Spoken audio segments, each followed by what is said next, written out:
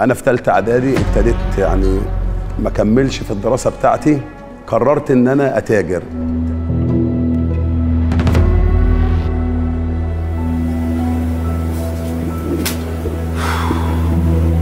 انت فاشل وهتفضل طول عمرك كده فاشل.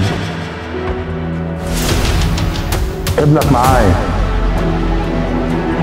تيجي وتجيب الفلوس لوحدك لو مش عايز ابنك يتأذي.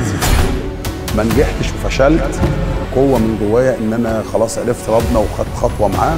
الحق ما اتعلنش جوايا كما هو. انا دخلت الاوضه ومسكت الخضاديه دي في حضني وقعدت ابكي بكاء مر. خليك واثق ان ليك نصره في المسيح.